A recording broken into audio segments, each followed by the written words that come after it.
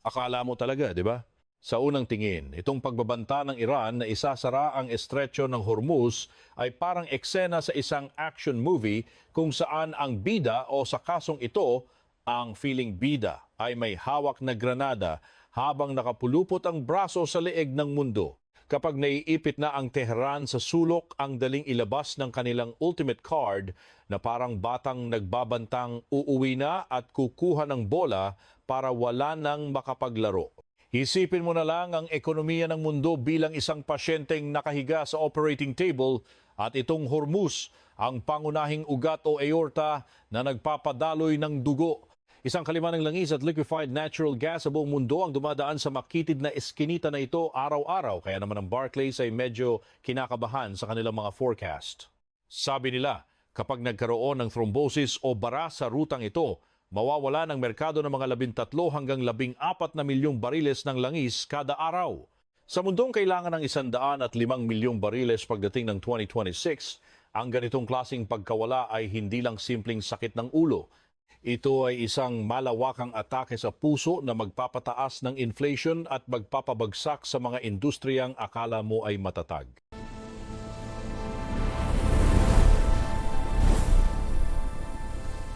Pero teka lang, bago tayo magpanik at bumili ng sandamakmak na dilata, kailangan nating tingnan ang likod ng nakakatakot na maskarang ito, ang Iran ba?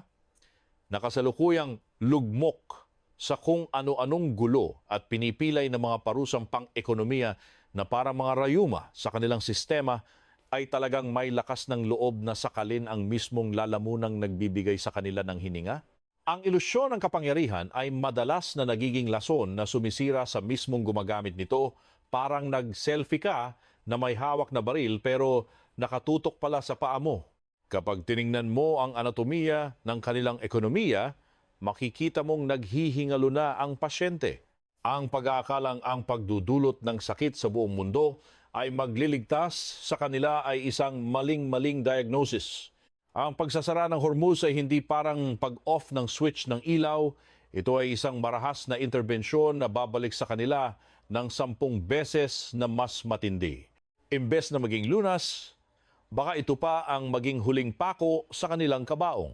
Ang tanong dito ay hindi kung kaya ba nilang gawin, kundi kung may matitira pa ba sa kanila pagkatapos nilang gawin ang kabaliwang ito. Para mas magets natin ang drama, kailangan nating silipin ang panloob na nagpagdurugo ng ekonomiya ng Tehran. Ang mga parusa mula sa kanluran ay parang hemorrhage na hindi tumitigil, ubos lakas at ubos sigla. Ang pera nila ay parang tissue paper na lang ang halaga, ang inflation ay lagnat na ayaw bumaba, at ang kawalan ng trabaho ay parang cancer na kumakalat na sa buong lipunan. Sa ganitong klaseng katawan, ang anumang radikal na hakbang na magpuputol sa kanilang koneksyon sa mundo ay katumbas ng pagpapakamatay na may kasamang live stream. Langis ang kanilang dugo. At ang pagharang dito, kahit pa para asarin ng mga kaaway, ay parang pag-ipit sa sarili nilang supply ng nutrisyon. Ang bansang nasa bingit na ng bangin ay hindi dapat nag-aastang higante na kayang pasanin ang galit ng lahat. Bawat banta nila ay may kasamang bulong na sana ay huwag silang mapilitang gawin ito dahil alam ng mga pinuno nila na ang paglason sa balon ay nangangahulugang sila rin ang unang mauuhaw. Yan ang malungkot na katotohanan ng kanilang geopolitical na status, puro banta pero takot din sa sariling multo. Kaya naman, tuwing may naririnig tayong matatapang na salita mula sa Tehran tungkol sa blockade, basahin natin ito bilang sintomas ng matinding desperasyon, hindi ng tunay na lakas. Ang pagsasara ng Hormuz ay ibinebenta nila sa kanilang mga mamamayan bilang isang dakilang counterattack laban sa Amerika, pero sa mata ng mga eksperto, ito ay isang malinaw na kaso ng pagpapatiwakal. Para itong isang pasyente na sa sobrang galit sa doktor dahil sa maling gamot, ay nagpa siyang saksakin ang sariling puso para lang ipakita na siya pa rin ang boss. Ang ilusyon ng ganti ay mabilis na maglalaho kapag naramdaman na nila ang gutom. Walang bansang nabubuhay ng mag-isa, lalo na kung ang buong buhay mo ay nakasalalay sa pagbebenta ng iisang produkto. Ang bawat galaw ng Iran ay parang nasa ilalim ng mikroskopyo, binabantayan at hinihintay ng isang mas malaking puwersa na mas bihasa sa larong ito. At kung ang Iran ng pasyenteng nagwawala, sino naman ang malamig na siruhano na tahimik lang sa gilid? Dito na pumapasok ang plot twist. Kailangan nating ilipat ang tingin mula sa maingay na Tehran patungo sa kalkuladong katahimikan ng Washington. Masyado tayong nakatutok sa kung kaya ba ng Iran na isara ang Hormuz na hindi natin napapansin ang posibilidad na baka ito na nga ang eksaktong hinihintay ng Amerika. Paano kung ang pagwawala ng pasyente ay bahagi lang ng isang mas malaking medikal na eksperimento?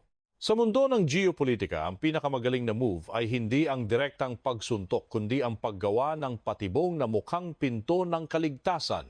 Sa senaryong ito, ang estrecho ng Hormuz ay hindi nasandata ng Iran. Naging isa na itong komplikadong surgical trap na maingat na inihanda ng administrasyon ni Trump. Dito lumilinaw ang tunay na argumento. Si Donald Trump at ang kanyang mga strategist ay parang mga doktor na naghihintay lang na lumabas ang pinakamalalang sintomas para magkaroon sila ng lisensyang isagawa ang pinakamarahas na operasyon.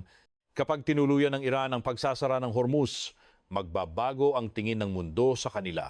Mula sa pagiging biktima ng bullying ng Amerika, bigla silang magiging isang mapanganib na pathogen o virus na nagbabanta sa kalusugan ng buong mundo. Itong pagbabago sa naratibo ang sikretong sangkap ni Trump. Sa isang iglap, hindi na ito laban ng Amerika at Iran. Ito na ay laban ng Iran at ng lahat ng bansang ayaw maglakad papunta sa trabaho dahil walang gasolina. Ang pag-aaklas ng Iran ang magsisilbing resibo na tama ang Washington sa kanilang matigas na paninindigan. Isang masterclass ito sa pagmamanipula ng perception at ang Iran ay parang naglalakad ng kusa papasok sa frame. Sa sandaling maganap ang pagsakal sa Hormuz, makukuha ni Trump ang tatlong bagay na parang tatlong perpektong hiwa ng scalpel. Una, ang moral high ground. Hindi na niya kailangang makiusap sa Europa o Asia na suportahan ang kanyang mga parusa. Ang takot sa pagbagsak ng sarili nilang ekonomiya ang magtutulak sa kanila na kumapit sa binti ng Amerika. Pangalawa, ang pang-ekonomiyang katwiran. Ang pagtaas ng presyo ng langis ay isisisi ng buo sa Tehran, kaya kahit anong simpatya ay maglalaho na parang bula. At pangatlo, ang dahilan para sa aksyong militar sa ilalim ng bandila ng pagtatanggol sa kalayaan sa paglalayag. Ang tatlong sandatang ito ay magkakaisa para bumuo ng isang alyansang hindi kayang talunin ng kahit anong banta ng Iran. Ang pagkakaroon ng moral high ground sa geopolitika ay parang pagkakaroon ng tamang diagnosis bago ang operasyon. Kung walang malinaw na banta, ang Amerika ay magmumukhang bully, pero kung ang Iran ang unang mananakal, sila ang magiging malinaw na kontrabida sa pelikula. Ang mga bansang dati ay nag-aalinlangan sa maximum pressure ni Trump ay biglang makikita ang sarili na walang ibang choice. Parang isang katawan na matapos ma-infect ay biglang magpapadala ng lahat ng antibodies para puksain ang sakit. Ang moral na dahilan na ito ang magbibigay sa Washington ng blankong tseke para gawin ang kahit anong gusto nila para ibalik ang kaayusan. Ang kwento ay hindi na inaapi ng Amerika ang Iran, kundi inililigtas ng Amerika ang mundo mula sa terorismong pang-ekonomiya ng Iran. Isang napakalaking PR win ito na kusang ibibigay ng Iran sa kanila. Sa aspeto ng pera, ang epekto ng pagsasara ng Hormuz ay magiging mabilis at masakit. Sisipa ang presyo ng langis, magkakaroon ng panic, pero para kay Trump, ang panic na ito ay parang kinakailangang lagnat para patayin ang bakterya. Ang shock sa ekonomiya magiging ebidensya na ang Iran ay isang irresponsableng aktor na hindi dapat pagkatiwalaan. Habang nagdurusa ang mundo, ang galit ay hindi mapupunta sa mga parusa ng Amerika kundi sa mismong lockdown ng Iran sa kipot. Gagamitin ito ng Washington para ipilit ang mas mahigpit na embargo at putulin ang lahat ng ugnayan ng ibang bansa sa Tehran.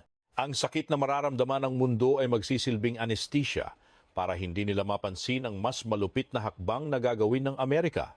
Ganyan talaga ang laro ng kapangyarihan, malamig, kalkulado at walang pakialam sa nararamdaman mo. Ang huling piraso ng puzzle ay ang militar. Sabi ng Revolutionary Guards ng Iran noong Marso, isasara nila ang Hormuz kapag inatake ang kanilang energy facilities. Ang tapang, di ba?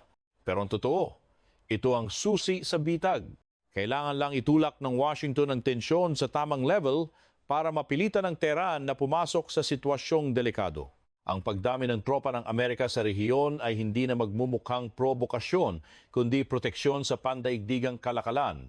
Kapag nagpaputok ang Iran, binigyan nila ang Amerika ng perpektong dahilan para sa isang surgical strike, hindi para sakupin ng bansa, kundi para pilayin ang kanilang militar ng tuluyan. Ang banta ng Iran ay naging mismong imbitasyon sa kanilang sariling pagkawasak. Parang nagpadala ka ng RSVP sa sarili mong burol. Ngayon, bakit nga ba ang Hormuz ay isang kutsilyong may dalawang talim para sa Iran?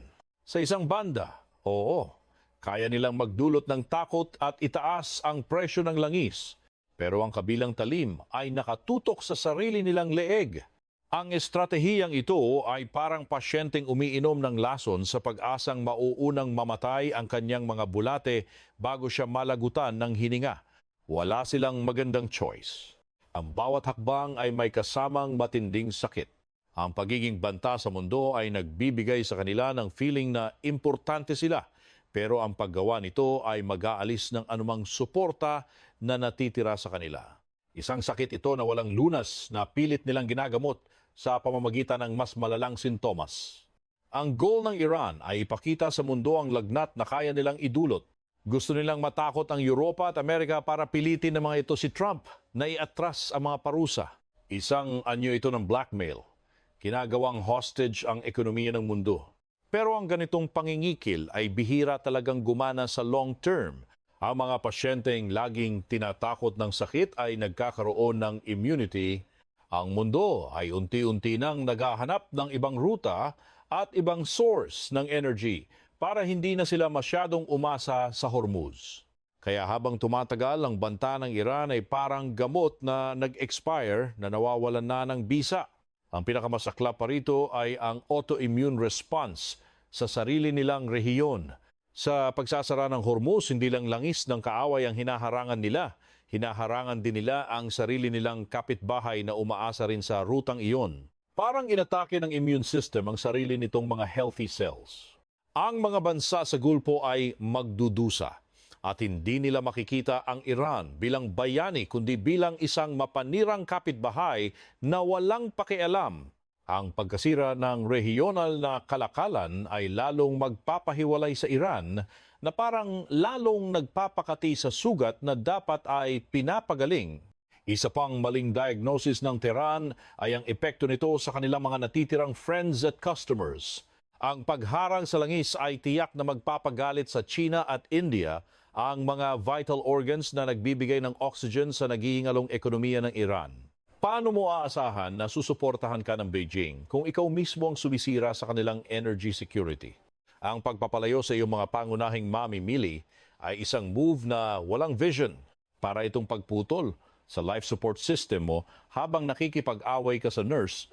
Ang takot ay mabilis kumalat sa mga kapitbahay ng Iran. Ang mga Gulf states na dati ay nag-aalangan, ngayon ay mapipilitang pumili ng panig. Ang banta sa Hormuz, ang huling patak na nagpapuno sa baso. Makikita nila na ang Iran ay hindi maaasahang kapitbahay kundi isang banta sa kanilang kaligtasan. Dahil dito, lalo silang kakampi sa Amerika para sa proteksyon. Ang move na akala ng Iran ay magpapakita ng lakas ay siya mismong magtutulak sa mga kapitbahay nila na magtayo ng mas mataas na pader laban sa kanila. Ang rehiyon ay magiging isang organisadong immune system na nakatutok lang sa pag-isolate sa Tehran. Ang alarm level sa rehiyon ay umabot na sa punto na hindi na band-aid ang hinihingi nila. Sabi ng Reuters, ang mga bansa sa Gulpo ay hindi lang basta humihingi ng tigil putukan. Gusto nilang gawing mahina ng pangmatagalan ang kakayahan ng Iran na gamitin ang Hormuz bilang sandata. Gusto nila ng permanent cure, isang operasyon na tatanggalin ang pangil ng Iran. Ang panawagang ito ang nagbibigay sa Washington ng mandato para sa pinakamabigat na hakbang.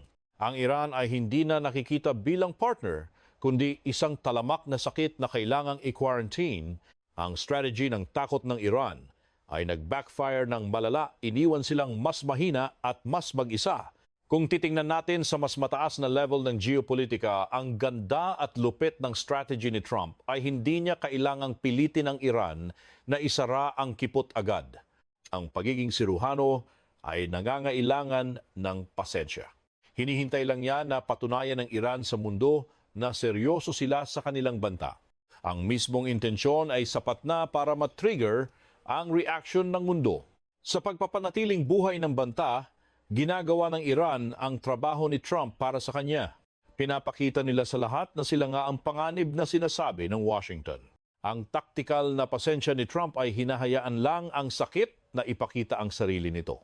Ito ang pinakamatinding psychological trap para sa Tehran. Kapag sumisigaw sila na isasara ang kipot, pinapalakas nila ang script ng Amerika. Bawat statement ng Revolutionary Guards ay parang lab test na nagpapatunay na ang tumor ay malignant. Naiipit ang Iran sa pagitan ng pagmumukhang matapang. Sa harap ng mga tao nila at sa katotohanan ang katapangang ito ang naghuhukay ng kanilang libingan sa international community. Hindi na kailangan ni Trump ng baril. Kailangan lang niyang i-record ang banta ng Iran at i-broadcast ito. Ang pasyente ay unti-unting napaparalisa ng sarili nitong mga salita. Ang epekto nito ay umaabot hanggang Europa. Sa pagpapalaki ng banta sa Hormuz, naiipit ng Amerika ang Europa na laging mahilig sa diplomatikong solusyon. Kapag ang kuryente at gasolina ng mga Europeo ang nalagay sa panganib, mabilis na maglalaho ang kanilang mga prinsipyo. Mapipilitan silang ihanay ang kanilang immune system sa Washington para labanan ang rogue organ na nagbabanta sa lahat. Gagamitin ni Trump ang takot na ito para sirain ang anumang tulong na balak ibigay ng Europa sa Iran. Ang pagkakaisa ng kanluran ay magiging totoo dahil sa takot, hindi dahil sa usapan. Hindi lang Europa, pati ang Asia ay tinutulak sa sulok. Ang Japan, South Korea at pati China ay kailangang pumili. Ang banta sa Hormuz ay nagsasabing walang ligtas sa galit ng Iran. Sasabihin ng Washington sa Asia, tingnan nyo, hindi kayo ililigtas ng pakikipagkaibigan nyo sa Tehran. Kami lang ang may kakayahang panatilihing bukas ang gripo.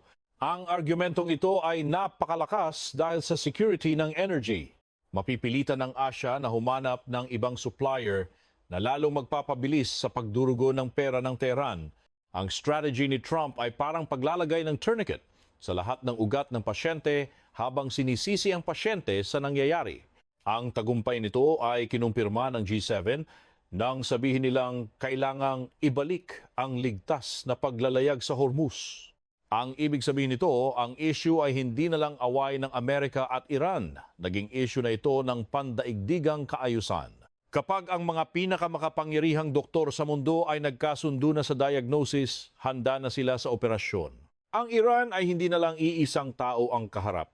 Isang pader na sila ng mga bansang determinadong panatilihin ang daloy ng langis. Ang pag-angat ng issue sa level na ito ang huling pako sa ilusyon ng Iran na kontrolado nila ang sitwasyon. Pero heto ang plot twist. Tila gets din ng mga pinuno sa Iran na nasa bingit na sila ng bitag. Hindi naman sila tanga para tumalon na lang sa bangin. Nararamdaman nila ang talim ng scalpel. Kaya naman, imbes na tuluyang ikandado ang kipot, isang move na wala nang balikan, nagpadala sila ng mga maingat na senyales. Ito ang instinct ng isang pasyenteng gusto pang mabuhay. Ang pagkaunawa na ang pagpindot sa trigger ay katapusan na nila ang nagpabago sa kanilang taktika. Sinusubukan nilang maghanap ng gitnang daan. Yung magmumukhang matapang pero hindi mapapahamak. Isang sayaw ito sa gilid ng patalim kung saan ang isang maling step ay game over. Dito pumasok ang selective signaling. Imbes na harangan ng lahat, pinili nilang ipahayag na ang mga barkong hindi palaban ay pwedeng dumaan. Matalino sana ito sa teorya, pinapanatili ang banta pero iniiwasan ang galit ng lahat sa pamamagitan ng pagpapasok sa mga kaibigan. Parang iniipit ang ugat ng sapat lang para mahilo ang kalaban pero hindi para mamatay ang pasyente.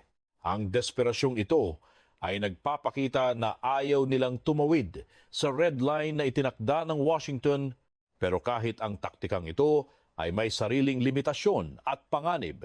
Para maiwasan ang tuluyang pagbagsak ng bitag, mismong si Trump ay nagsabi na pinayagan ng Iran na dumaan ang 10 oil tankers bilang goodwill. Ang pangyayaring ito ay nagpapakita na ang Tehran ay takot na takot sa consequences ng ganap na pagsasara. Ang pagpasa ng mga barkong ito ay parang pampakalma na ibinibigay ng pasyente sa sarili niya. Pero ang pag-atras na ito ay nagpapakita rin ng kahinaan. Pinatutunayan nito na ang banta nila ay may hangganan at depende sa reaksyon ng Amerika. Ang pagpapakita ng goodwill sa ilalim ng pressure ay senyales ng pagkabali, isang indikasyon na gumagana ang maximum pressure. Ang lahat ng ito ay humahantong sa isang konklusyon. Gusto lang ng Iran na ang Hormuz ay maging baril na nakapatong sa mesa, pero ayaw nilang kalabitin ang gatilyo. Ang value ng Hormuz ay nasa banta, hindi sa aksyon. Kapag ang baril ay nasa mesa, lahat ay nakikipag-usap. Pero kapag kinalabit ang gatilyo, tapos na ang laro.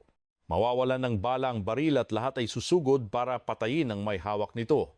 Ang pagpapanatili ng tensyon ng walang pagsabog ay ang pinakamahirap na sining at ang Iran ay kasalukuyang naglalakad sa isang napakanipis na lubid ng walang safety net. Ang takot sa pagkalabit ng gatilyo ay dahil ang banta ay pwedeng maging suicide move. Alam ng Tehran ng araw na isara nila ang kipot ay ang araw na isasara nila ang pinto sa sarili nilang future. Ang pagkawasak ng kanilang facilities at ang tuluyang isolation ay masyadong mabigat. Kaya ang kanilang aksyon ay laging may halong pag-aalinlangan. Sumisigaw ng digmaan pero umaasa ng peace, nagbabanta pero nagmamakaawa. Ang duality na ito ang nagpapahina sa kanila dahil nakikita ng Washington ang pawis sa kanilang noo. Ang baril na hawak ng nanginginig na kamay ay hindi nakakatakot kumpara sa kalmadong si Rouhani.